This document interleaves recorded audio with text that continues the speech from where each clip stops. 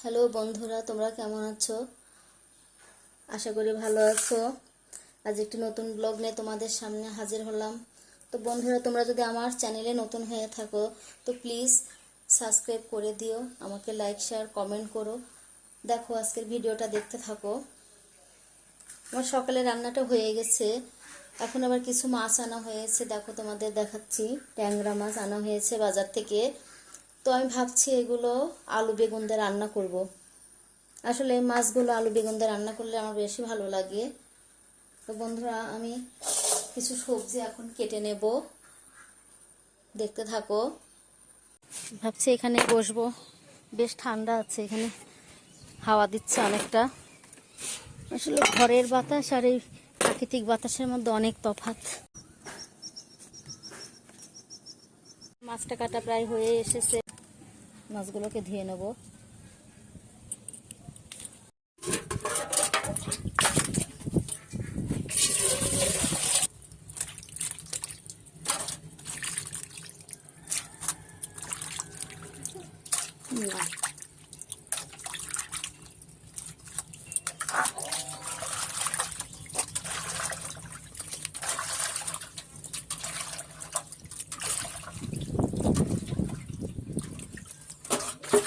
আজকে আমি রান্না করব আলু বেগুন দিয়ে ট্যাংরা মাছের ঝোল আর কাঁঠালের বিচি দিয়ে ডাঁটা চচ্চড়ি। তো দেখতে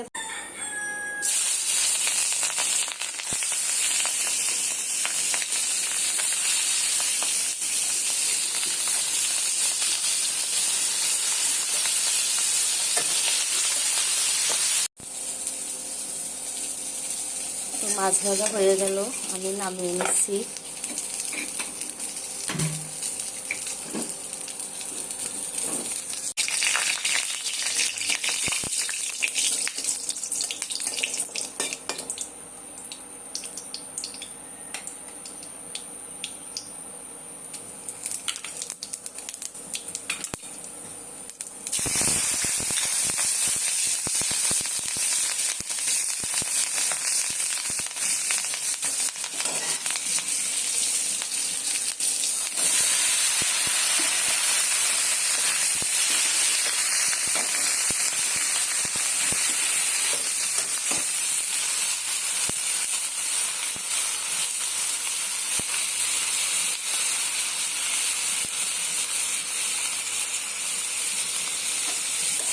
হলুদ লবণ দিয়ে দিলাম।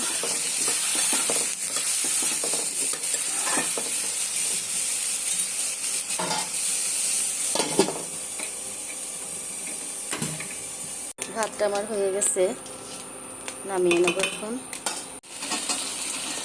তরকারিটা কাঁচামরিচ দিয়ে করলাম, কারণ প্রচণ্ড গরম পড়েছে, বেশি ঝাল দিলাম না। যদি আমি তরকারিটা একটু ঝাল খেতে পছন্দ করি, কিন্তু বাড়ির কেউ পছন্দ করে না, তাই আমি কাঁচামরিচ দিয়েই পাতলা ঝোল করবো।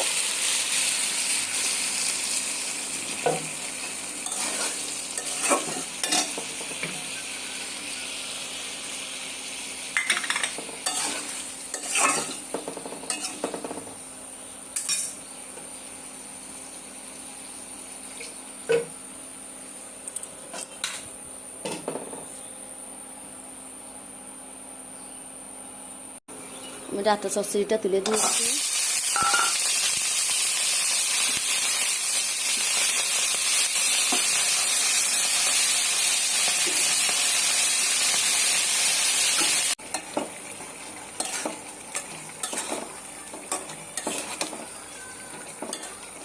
মাছের ঝোলটা হয়ে গেছে, দেখো বন্ধুরা কেমন হয়েছে জানিও। ডাঁটা চচ্চড়িতে দেবার জন্য একটু সরিষা বেটে নেব। দেখো, আমি সরিষা নিয়েছি, 2-3 কোয়া রসুন নিয়েছি, আর কিছু কাঁচামরিচ, একটু লবণ দিয়ে ব্লেন্ডার করে নেব।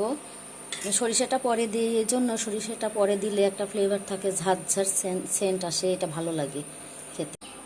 তো বন্ধুরা, আমার রান্নাটা হয়ে গেছে, দেখো মাছের ঝোলটাও হয়ে গেছে, ডাঁটা চচ্চড়িটাও হয়ে গেছে, এখন খাবার দাবার পালা।